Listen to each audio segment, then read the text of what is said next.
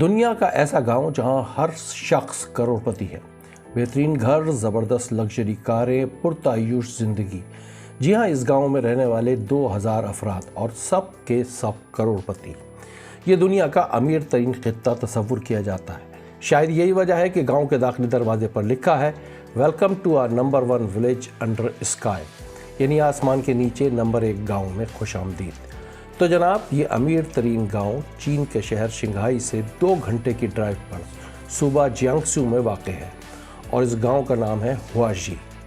2003 میں ہواجی کا سالانہ اقتصادی حجم 100 ارب یوان تک پہنچا تو عالمی میڈیا کی توجہ کا مرکز بنا۔ مگر یہ سب کیسے ممکن ہوا؟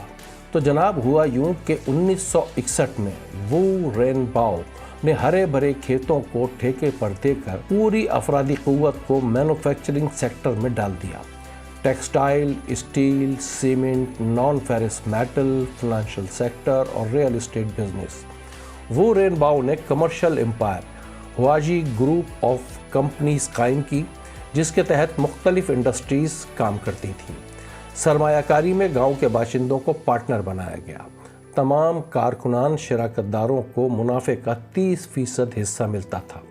1994 میں ہواجی group of companies commercial corporation بنی اور 1999 میں چین کے اسٹاک ایکسچینج میں بھی انلسٹ ہو گئی۔ حقیقت یہ ہے کہ ہواجی کو کمیونسٹ پارٹی کی ترقی اور خوشحالی کے لیے ماڈل ولیج بنایا گیا تھا۔ اسے آپ حکومت چین کا پروپیگنڈا مشن بھی کہہ سکتے ہیں۔ وو رین باؤ ہواجی میں کمیونسٹ پارٹی کے سیکرٹری کا عہدہ رکھتے تھے۔ 2004 میں ہواجی کارپوریشن کے تحت 100 کمپنیاں کام کر رہی تھیں اور اعلان کیا گیا کہ گاؤں کے مکینوں کی اوسط سالانہ تنخواہ 1,22,600 یوان یعنی لگ بھگ $20,000 ہے، جو کہ چین کے دیہاتی کسانوں کی آمدن سے 40%، جبکہ شہری علاقوں سے 25% زیادہ تھی۔ ہواجی کے تمام باشندے انہی صنعتوں میں کام کر رہے تھے اور انہیں کارپوریٹ گھر، گاڑی سمیت تمام بہترین سہولیات دی جاتی ہیں۔ ہواجی میں 2011 میں 72 منزلہ عمارت تعمیر کی گئی، جسے ہینگنگ ولیج کے نام سے پکارا جاتا ہے۔ 3 ارب یوان سے تعمیر ہونے والی اس عالیشان عمارت میں 826 کمروں پر مشتمل 5 اسٹار لگژری ہوٹل بھی قائم کیا گیا ہے۔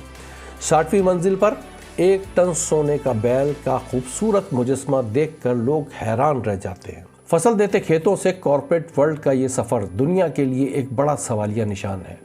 2013 میں وو رین باؤ کی موت کے بعد ترقی اور خوشحالی کا شیرازہ بکھرنا شروع ہو گیا۔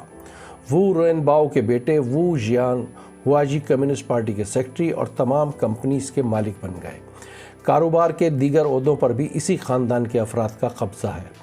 سوشلسٹ اکنامی کی امیر ترین ماڈل ولیج کا پول کھلنا شروع ہو گیا۔